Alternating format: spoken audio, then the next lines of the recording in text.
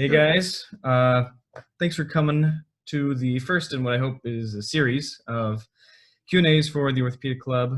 I think you all know who I am. And I have the pleasure of introducing Dr. Mark Isaccson, who works at DMOS currently and is, of course, an alumni of DMU. So I thought it'd be a good idea to get as many docs as we can that are at least DO, let alone from DMU, to kind of get a good idea of, the directions we want to go, the pros, the cons, do's and don'ts, that sort of thing. So without further ado, I'd like to introduce Dr. Mark Isaccson. Yeah, well, thanks, Jake. And so go across, I saw your guys' names when you first came in. Obviously, I know Jake a little bit already. Did I see a Ben? Is that correct? Correct, yeah. My name's Ben. I am a first year along with Jake, and I'm on the orthopedic board with him. Okay, perfect. And then the other two, I think. Yeah, I don't know how to change my name, but it just says like a bunch of letters and numbers. My name's Matt. I'm a second year. I was the old president of the club. So Okay. Right now I'm pretty much just studying for boards, which are coming up quick. Gotcha. And then I'm Taylor, also a first year and also on the board with Jake and Ben. Okay, perfect. And obviously, I assume more than just interest in orthopedics, you probably want to be part of this club or on the board. Do you guys have some connection to orthopedics? I know Jake has a family member that's an orthopedic doc. Is there connections elsewhere? So I used to work at Twin Cities Orthopedics up in obviously the Twin Cities before I came down here. And so that's pretty much what sparked my passion there. Awesome. Yeah, I had an unpaying internship for 2 years at the Denver VA, working with the chief of orthopedic surgery there. Okay. And then kind of grew up. My best friend is a hand surgeon. His dad is a hand surgeon, so I got to see it through his eyes too. Makes sense. And then my dad is a large animal veterinarian and woodworker. So I don't have a background in orthopedics per se, but I've set plenty of calves' legs and dogs as well. So Sure. close. And you said like cabinetry woodworker, you said? Yep. Yeah, okay, so you're handy with tools. Well, you guys all surpassed me. I have zero orthopedic background prior to becoming an orthopedic doctor. Nobody in my family was orthopedics. I have a nurse as a mother. I'm not a woodworker, so I can't even claim to be good with those tools. But no, feel free throughout the Zoom meeting. I don't know if Jake has any kind of written out questions or if any of you guys have additional questions, but little background on me other than the fact that I didn't come from an orthopedic family. I grew up in Des Moines area, went to school here and then went to college at Central College, did sports, which is what took me to Central. And then from there I went to DMU, obviously, to do med school. Maybe the sports background led me to say, hey, I like sports injuries and I like orthopedics. I knew I wanted to do surgery. And you figure out pretty quickly, do you like, kind of butts and guts and general surgery, or do you like bones and ligaments and tendons? So it wasn't too hard for me to decide which field to go into, but really I figured that out when I was at DMU, and I don't remember us having an ortho club when I was there. So this is a cool thing that you guys have that we didn't have. But in my class alone, I think all guys, I don't think any girls, but 9 guys matched ortho residency. So I know it was very popular in my class. And then like Jake said, I think in his email initially, I did residency in Columbus, Ohio, which is 5 years, which is a great residency if you guys are looking and obviously have questions on any of those. I highly would encourage Columbus. And then I went to Texas for a year. I'm a joint fellow or a joint surgeon now. So I see Jake's dad, but not too often, being he's in the hand world, I'm in the joint world, but most of my stuff's hip and knee replacement. Perfect. Thank you. And then I did have just a couple of general questions kind of outlined. Sure. So you mentioned your journey kind of to orthopedics, start to finish, residency and that sort of thing. Something that's probably on all of our minds currently, the next step for us, so we're in med school, we've got first year's done, second year's done. Third year rotations is probably the first thing we can talk a little bit more about. And we've had this conversation before. Sure. Just to kind of reiterate, what was your third year experience, and where did you go? Did you feel it really impacted your whole application for residency as a whole, that sort of thing? Yeah. And that's, I think, when our brief conversation earlier, Jake, it may be different now, decade plus later from when I was there. But our third year, we went out and did, I don't know if they call it out rotations or whatever. Literally, I was in Cleveland, Ohio for the whole year. So my wife and I just got married and we moved to Cleveland. So I did all my third year at one main hospital in the Cleveland area. But at the tail end of third year, what we call audition season, I started doing a bunch of ortho rotations because you're getting ready to interview for hopefully a residency spot. So then I did, I guess 4 or 5 audition rotations. Now I know back then they limited how much in one subspecialty you could do, but we somehow tried to tweak that and get, you go, I'm going to go on a surgery subspecialty and make that ortho and do that as many times as you could to try to maximize how many auditions you could go on in essence. Those varied from 2 weeks to 4 weeks in length. I usually got more out of the 4-week ones. I felt like I was more connecting with the people that were already at the program, the residents and people. But 2 weeks is better than 0 weeks, in my opinion. So if you can only get a 2-week rotation somewhere, take it. I don't know what you guys now, if that's, and especially as DO and MD are starting to unify in terms of your guys' credentialing, will that mean you are applying to a lot of MD residencies and maybe going on those rotations? I didn't do any of those because I'm a DO, and back then we were very separate still. But yeah, the third year for us was just get all your criteria, the ones you have to do that you don't really want to do, but you have to do, and then do all the ones that orthopedically that you can get into as many as possible. Definitely. I have a question off of that. Yeah. So they, when you say you're doing your away rotations and, there's a ton of programs that you can choose from. You look at a place like Doctors in Columbus and, they might take a ton of rotators, which it's a great program and one that I feel like a lot of people want to go to. Then you have some that take smaller. So how do you choose which programs you're going to apply to, or do away rotations at? Yeah, that's a great question. It's Matt, right? Yep. Matt, okay. Hard to decide that, honestly. A lot of it was word of mouth, who I talked to people from DMU before, or other people said these are good programs. The DO world in particular has a couple smaller programs, probably more than the MD world. So there'd be 2 residents a year, and those aren't bad programs per se, but I knew I wanted to be in a program that hopefully would allow me to do all my rotations in one location. Some of the smaller DO ones, you got to travel for peds, you got to travel for trauma, you got to, some of those rotations when you're in residency, like pediatrics and trauma, they would send you to Tampa, Florida, or you'd go to Philadelphia, or you'd go, I'm like, I'm married, I might have a kid or 2 by the time this is all done, I don't want to have to travel. If you're not married and you love traveling, that may be for you. But Columbus, being a 5-person per year program, is one of the bigger ones. Everything was in Columbus, and Columbus is like Des Moines on steroids. It's just it's an awesome city, just bigger than Des Moines. So it was an easy sell, but obviously sometimes you don't necessarily get a pick. You get to decide, you go where they pick you. But if you can do one of the bigger cities or something, that was a big selling point to me. But it doesn't mean that smaller ones are bad. I just didn't want to have to travel as much. Gotcha. Great. Thanks. Yeah. Anybody else have any questions about that? I know Dr. Nelson, one of my partners at DMOS, is also DO, and he did a residency in the Detroit area. I'm trying to blanking on the name, but it was a smaller one. It was a 2 a year. And so he might have a different perspective on that, Matt, or to either any of the other guys. And I know his name's Chris. Yeah, he actually did my hip okay. in December. Pardon? You had a hip scope? Yeah, I did. Okay. Yeah. Yeah. So you know him very well. Yeah. So him and I chit-chatted about that. And he was talking about rotations even. He was saying try to get a third-year rotation at a place with a residency. And I said, well, that really limits my options because there's 0 options for us for third-year sites that have an orthopedic residency at them. So that must be different from when Chris and I went through, because I was in Cuyahoga Falls. Do you guys even have options to go to Cuyahoga Falls anymore? All of Ohio is limited to the Ohio DO schools. They kind of took over all those sites. Okay. Yeah. So I was at Cuyahoga Falls, which had a program. It was a 2 a year, so smaller, but it allowed me to go to some of the other Ohio ones, like Columbus, which is obviously the one I ended up going to. So yeah, that good advice by Chris unfortunately doesn't exist anymore. So I think just getting FaceTime with as many programs as possible is the answer. Great.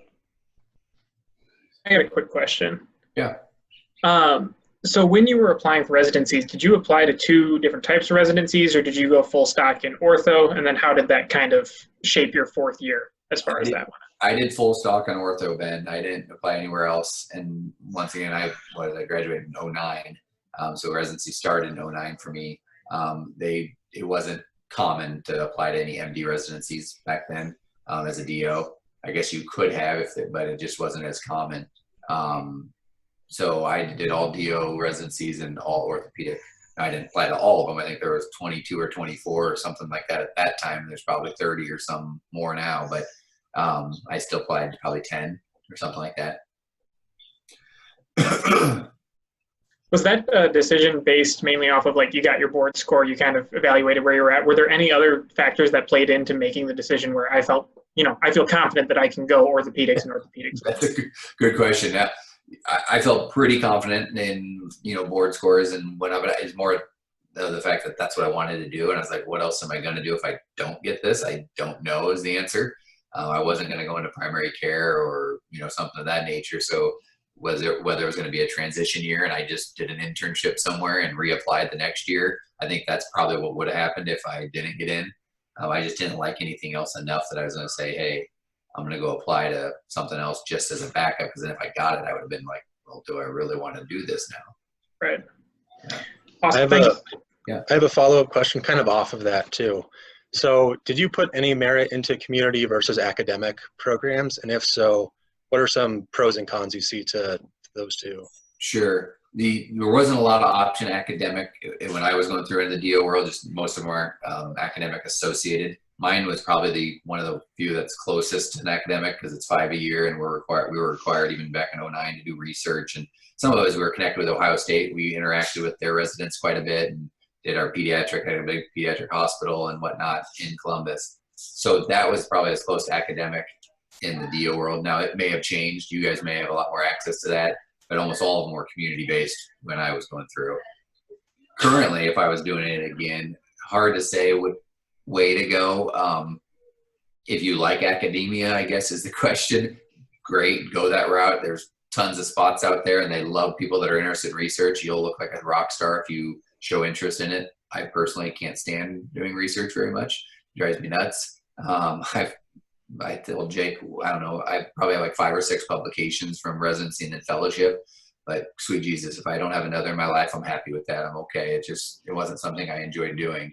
So there's a lot of people that love it though. And if you do, and by no means am I judging you on that, it'll help you because there's a lot of people that like to hear, a lot of docs, oh, you like doing research? Okay, great. Or have you published? It'll look good and they'll like you for it. So it'll help.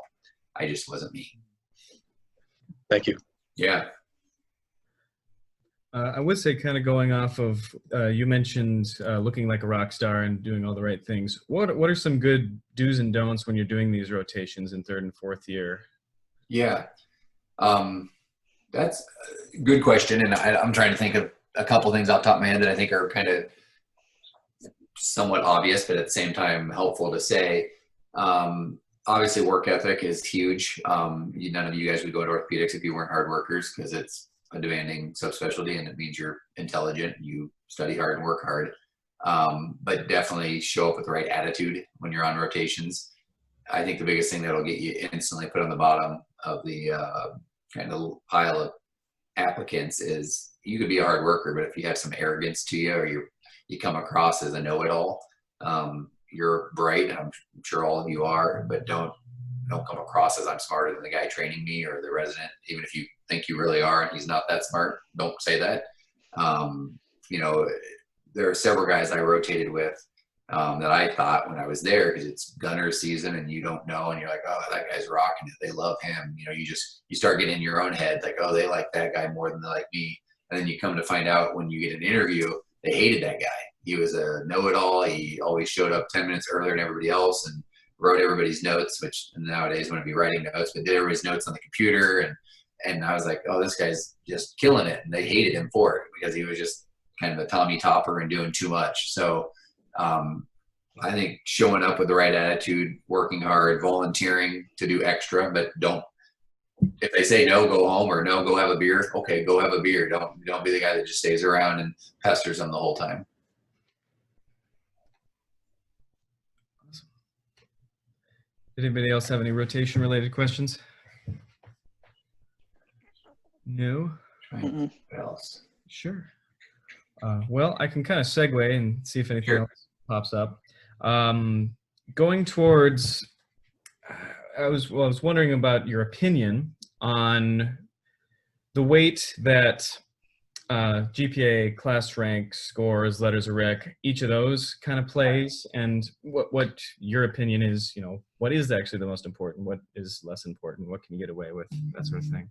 Yeah, I think what I'm hearing, and that you guys actually may be more up to date on this than me because it has probably changed some, but I think board scores are a litmus test to instantly say yes or no to your application. Meaning if you're not at a certain threshold, they're going to probably go, okay, he's not, they put you out of the pile.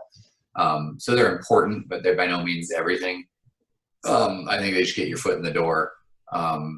At least where I trained, and I know I would be willing to bet they still choose this way. In Columbus, interviews and everything were very heavily driven by the residents. So the residents' value, or what they thought of the applicant when they rotated, or what they looked like on paper, was far more important than what honestly the attending said, because the attending saw you twice the whole month you were there, or depending on who you're with. So interaction with the current residents is probably number 1 or 2 on my list of what's important. I think that still holds true at most places, but getting your foot in the door is going to come down to your board scores. And I don't even know if GPA or class rank.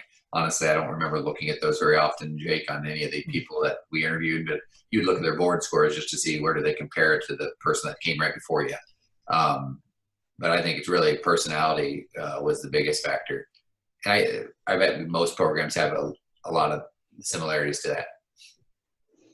Yeah, thank you. And going after that, so scores get your foot in the door, and then what keeps your application on the pile? What kind of keeps you, in the running, if there's any particular thing that really kind of keeps you Yeah. Other than being a good fit with the program, because let's say you don't get a rotate at that program, but you apply, because that's going to happen to a lot of places you apply. They're not going to know who Jake Rogers is based on they didn't see you other than what's on paper.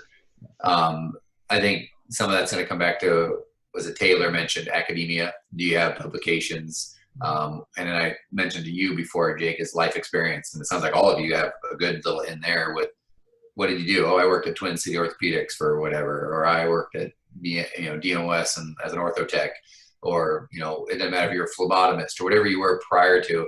I think those are huge because that shows you've been interested for a long time, and it sets you apart from somebody who didn't do any of those things. Honestly, nowadays that's why we all joke that I don't know if I would have gotten into orthopedics anymore if you had to do it all over again, because your guys' CVs, if you go back and compare them to probably mine and guys that are older than me, be like, yeah, I don't want to apply anymore. The requirements are so much greater now. Definitely. Is there any other, I'm trying to think if there was anything else that stood out in applications. So I know a big thing is your letters of recommendation that you get. What are the best things that like the writers can say about a person where you look at it and you go, okay, well, even if maybe if this kid didn't rotate, if they rotated there, then you get the 4 weeks and you get to know them. But if they don't, you kind of have to rely on somebody else's word. So like what things in those letters kind of like tip you off as like, hey, maybe we should give this kid an extra look. That's a good question. Part of where I was at again in Columbus, the residents took part in interviews, meaning I interviewed every person that applied, and I read their files, I saw their letters, I saw everything. What's interesting is after a while, it almost just becomes kind of whitewashed. You see so many letters of recommendation. You're like, all right, applicant 16's up, and they have 3 letters here, and they're all going to say glowing things about this guy, just like the last 15 people did. I think having some uniqueness to that in terms of who's writing your letters, if you get 3, orthopedic docs that you've known growing up, or that, yeah, that looks good, but they kind of expect you to have an orthopedic doc writing a letter if you're going into ortho, if you know somebody. So like if you had somebody kind of unique, I don't know, you're, a lit professor or your friend who's a lawyer, or somebody that's just a different life experience that can speak volumes to you as a person, not as just a orthopedic applicant. That would intrigue me if I was reading somebody's letters on why did this person who, works in the government or is a literature professor at undergrad, whatever, write this letter as opposed to the orthopedic doc that you've known for your whole life. Mm-hmm. So I think changing up to make it a little unique and who's writing them for you. I know easier said than done because you're like, well, who am I going to get to write my letter? I don't even honestly remember who wrote mine, so I can't tell you who were the 3 people that wrote them for me. I'm sure there was a doctor in there somewhere, but once again, I don't have a family connection to it, so it probably wasn't 3 doctors for me.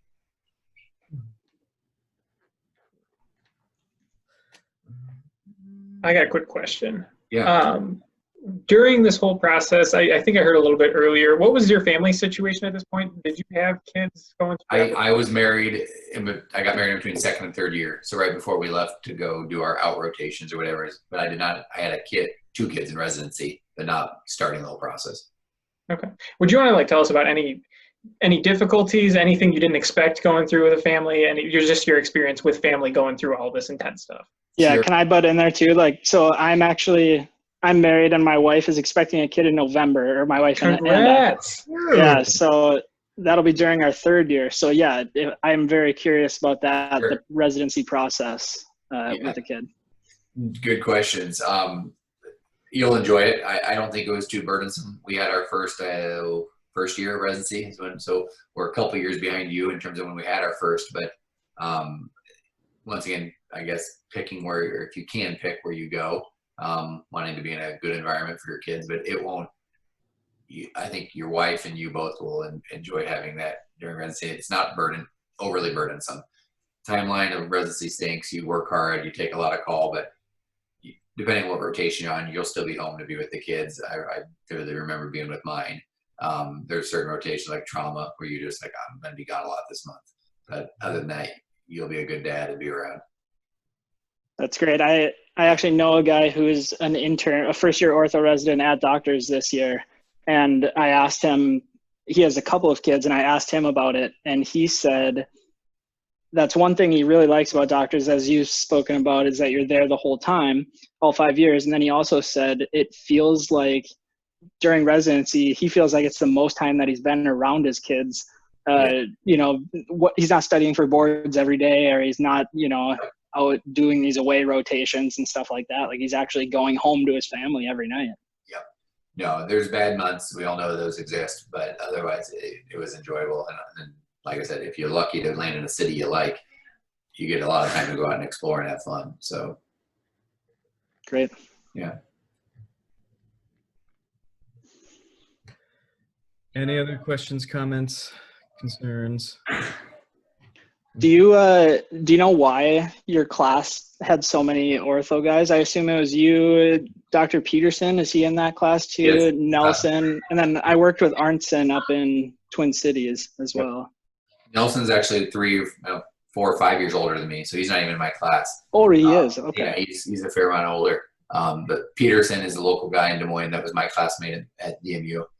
And the other guys also kind of spread out. I know where most of them are, but they're not in Des Moines. Yeah, good question. I don't know. We had a close-knit group at DMU. I'm sure it's similar to you guys. A lot of the guys that like playing sports, lots of intramurals, lots of stuff like that. And I think that just tailored towards orthopedic surgery. It was funny because it was pretty competitive because you see them out on the rotations. So it'd be like you'd be running into your classmates and knowing you're competing against them for that residency spot. Makes you still like them, but for a little while, like maybe you don't like them as much. And I think I looked at our most recent residency placement stuff. Last year, I think 4 got into orthopedics. Although if you look at the years prior, they were somewhere around 7. I think last year might have just been a 4 might have been an aberration low, and my 9 might have been, weird on the high end. Mhm. 7's probably average. Yeah. So it can happen. Yeah, absolutely. It will. I think all of you guys will. What is your guys' I don't know the answer to this question back at you. Will you all apply to multiple MD and DO programs? Is that the way it's going now, or will it still be DO heavy? So in my opinion, I think it seems like it would be pretty big waste of money to apply to a bunch of MD schools. I think that the bias is still there and there's nothing you can really do about it unless you're going all in, you have a killer, like you said, academic application, then maybe you go and apply. I mean, I'm just 1 year ahead of these guys, so maybe I've thought about it a little bit more, but I'll throw out some. And then my mentor he did his training in Akron, which is right down the street from where you did your third year. And the program director wasn't attending when he was there, and the chief was there when he was there. And so he was saying, you know what, Matt, if you rotate there, I'll write the letters, I'll do the calls, I'll do everything I can. So that might be one place where I will try and do a rotation there and send the application. But in the grand scheme of things, like, I'm not going to apply to University of Iowa, and like it's a waste of money. They're not going to look at it. Sure. And that's what I just don't know what's changing with the one testing, whatever credentialing now. Will that change? And time will tell. You guys know better than I do. Yeah, it's tough. I mean, there are some places that do take the DOs. Mayo takes some, and that's one thing about Akron. When I was working there and the doc knew that I was going to go here, he asked the program director, hey, have you guys ever taken a DO? And he said, no, but the Cleveland Clinic, who owns Akron General, the Cleveland Clinic is pressuring them really hard to take one. So you do have the certain systems and universities that are a little bit more DO friendly. And once I get closer to that point, I'll really kind of assess and determine which ones those maybe are in reach and can apply to. But it's not like I'm going to blanket go to, all these universities and throw these applications out. And I would encourage you guys, if you have any connection, even not a big connection like maybe you do, Matt, but any connection to a program, it's worth the application as long as it's not cost prohibitive. I think they're opening up a lot. I experienced less and less kind of bias as I got further along in education and the process. And nowadays, I mean, I'm sure there's some docs in town that see me different than anybody else, but they don't express it to me, and patients don't give a crap. Patient doesn't look you up and say, are you MD or DO? And, oh, you got better or less, worse off training, which I don't think it exists. So there's a lot of places that I did fellowship down in Texas. I think I literally might've been the first DO fellow at this program, because I had a lady, I don't remember, she was some type of rep that was buying us lunch, and she looked at my badge. She's like, DO. She goes, in ortho? Like, question mark? I'm like, yeah, hi. Like, totally caught her off guard that I was there as an orthopedic doc in Texas. I'm like, okay, so you're used to seeing them only in primary care, or I don't know where, but by the time we left, I don't think anybody thought twice that I was a DO, or they, wouldn't have known any different compared to me and the other resident or fellows that were there. So I think it's getting less and less. It still exists, as you're right, Matt, but if you have an in or there's some connection or something, I'd apply, because I think you got a pretty fair shot doing it. That's great. Do you think you could tell us a bit about did you do 2 fellowships, Dr. Isaccson? Nope, just one. Just the one? Mm-hmm. Okay.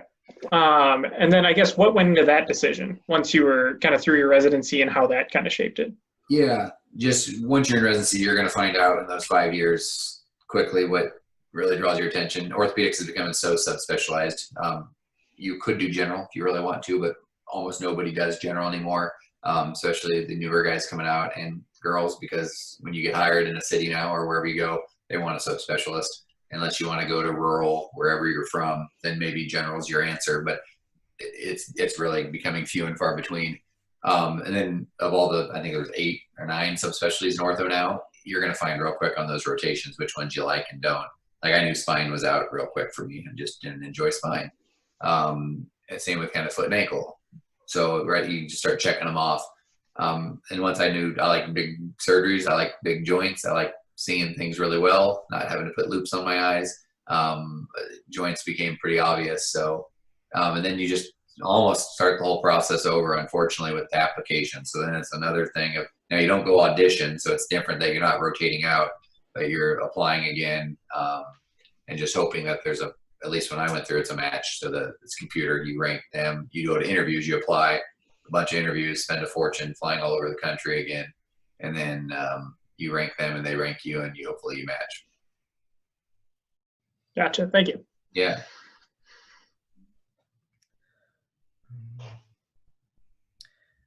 I guess I did have one more kind of general question a couple steps back. When we were talking about MD versus DO in the application process, step one now being pass-fail, and that being a pretty significant measurement for, every MD residency spot, and even DOs take step one because we want the score to show that, we're on the same playing field, so to speak.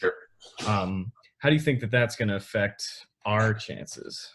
Yeah, that's a good question because it's pass fail. You're all going to pass, and then Right. just like everybody else, they can't compare you. Were you as smart? You're like, well, I passed. Whether We might be the last year with the score.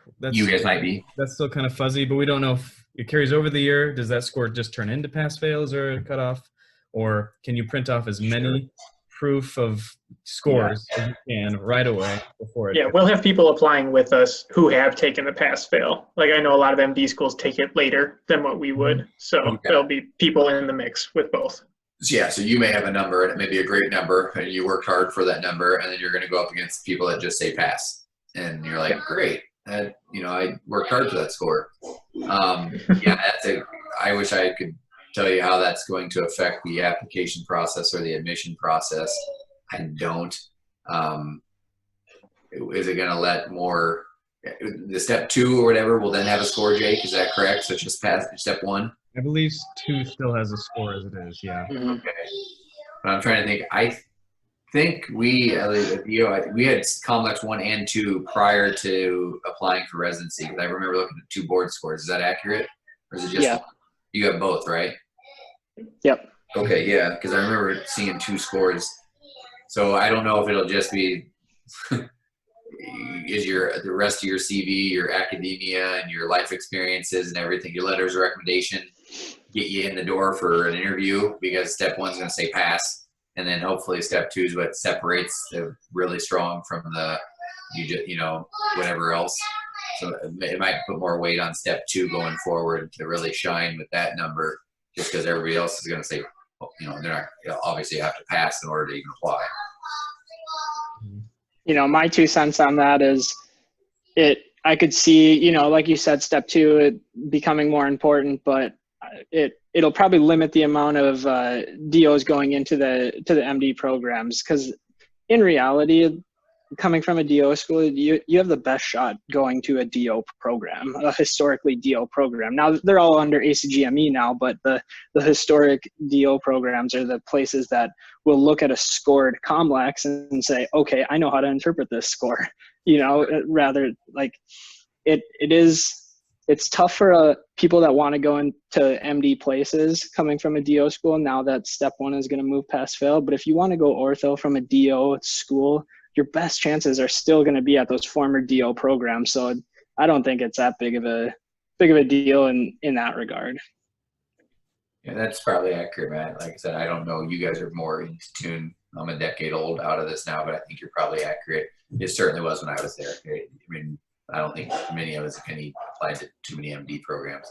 Although I do have a couple partners that are DOs that did MD residencies. So, I mean, and they're my age or older. So even historically they did it. So it's doable, but you're right. I think it's much more common to go the DO residency route. Totally. I guess this is a pretty generic question, very open-ended, but kind of by the time we're looking to get out of residency, that's going to be 6-7 years from now. Do you see any major changes coming to the field of orthopedics? Anything that a vision that you see the field kind of going in the future, something we could be prepared for, something we could pick up in school now? Yeah, no, that's a great question. No, not that I can predict the future. I wish. Obviously, the push or trend right now is going more people into employed practice versus private practice. I hope that you guys, and I know I'm in a private practice, but not saying I hope you pick private because it's the right thing and employed is the wrong thing. No, but I don't want that to die out. I think there's a lot of benefit to being in private practice. And I don't want the big healthcare systems to just buy up all the docs and then you're at the beck and call of administrators. And so I think there's going to be a push more and more that way. And I hope you guys and other people decide to go into private practice because I think it's great. Other than that, it'll always be curious 6-7 years down the road, really just how does insurance work? Obviously that's a lot of government things and everything else, but not just reimbursement rates, but are we going to have multiple insurances? Will it be a one payer system when you guys are finally out? All of the unknown, that's kind of scary, but those are things I think are probably the big changes 6-7 years from now.